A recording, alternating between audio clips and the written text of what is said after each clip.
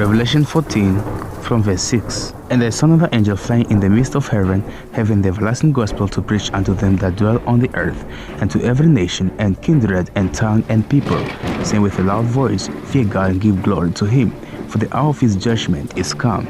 And worship him that made heaven and earth and the sea and the fountains of waters.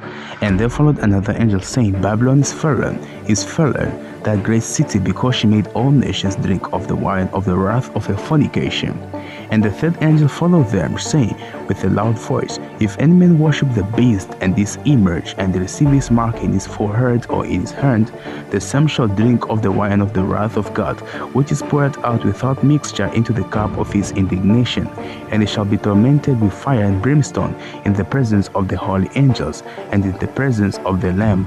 And the smoke of their torment ascendeth up forever and ever, and they have no rest day nor night, who worship the beast and his image, and whosoever receiveth the mark of his name. Here is the patience of the saints. Here are they that keep the commandments of God and the faith of Jesus.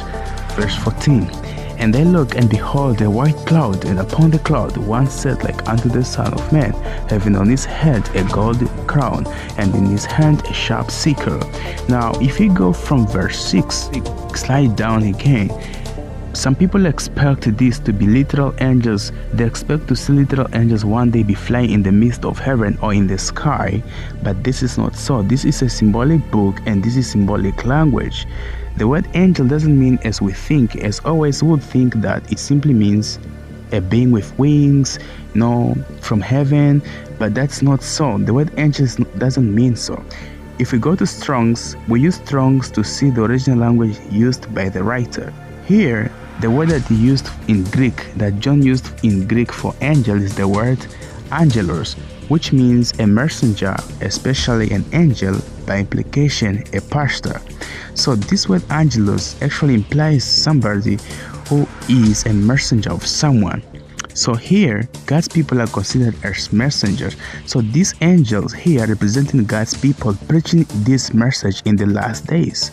How do we know this? Because Revelation is specifically relating too much on the last days. So here when John says, I saw another angel, he's saying, I saw God's people.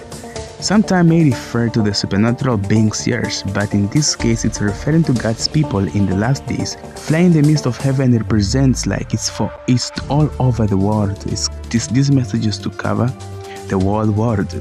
As they give this message, their central theme is the gospel, or the death of Christ for the human race, and that everyone who believes will be saved from every nation, kindred, and tongue, and people. And also they're calling people to fear God, or honor or respect God, and give glory to him, because the hour of his judgment is come. It's not coming, but it's come. It's happening. So people need to be aware that their works are being judged prior to Jesus coming. And this judgment is also to keep a record for the righteous, so that when they get to heaven, just in case they'll have doubts, they'll recheck the judgment and agree that indeed God was right in his decision of who made it to heaven and who didn't make it. And they're also saying, worship him that made heaven and earth and the sea and the fountains of waters. If you read Exodus chapter 20 verse 8 to 11, you realize that this is a direct quotation from the fourth commandment. So these people, or these angels, these messengers, are calling people back to the true worship, to honor their creator. They're calling people to keep all the 10 commandments of God, which is to fear him, which is according to Ecclesiastes. Let us hear the conclusion of the whole matter. Fear God and keep his commandments, for this is the whole duty of man. So they're calling people to keep the commandments of God, and especially his fourth commandment that identifies them with God, according to chapter 20 verse 12 and verse 20, that the Sabbath is a sign between God and his people. So these people are preaching this message in these last days, and they're also preaching against the great Babylon, that Babylon is fell, and everyone who seeks refuge in her will actually be disappointed. If they participate in the false doctrines, they believe in her, they follow her, they too will be punished. Babylon is actually a superpower that's currently influencing many people around the world. And if you don't know it's Babylon, I encourage you to check a video right here on TSF titled The Antichrist, because this is the same superpower. And the third angel warns against worshipping the beast, receiving the mark of the beast. what is the mark of the beast. You need to know these things, because this is a serious warning that involves your eternal salvation or eternal damnation. So you must make sure you understand this, because God is very serious about this, because God is saying that whoever worships the beast himself will drink of that cup. This is the same cup that Jesus drank before. So here now, these people who don't accept Jesus Christ are saying, we're going to stand by ourselves, we're going to save ourselves. So on that day, they will have to suffer the punishment by themselves, but they will not endure, for they had rejected the Son of God.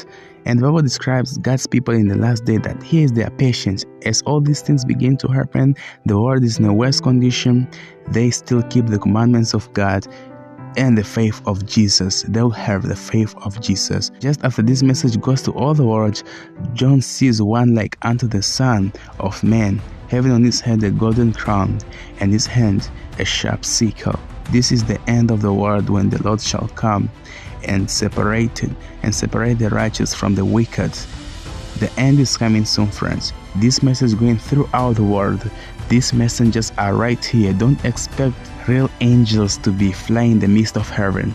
We believe that the supernatural beings are there to guide, protect these messengers of God. But this message is being spread already. If your church doesn't preach about it, then it's high time you start getting to read for yourself. I'm glad you're here. At least you've been exposed. For further information on this, subscribe, click the notification button, and don't forget to comment on what you want me to speak next.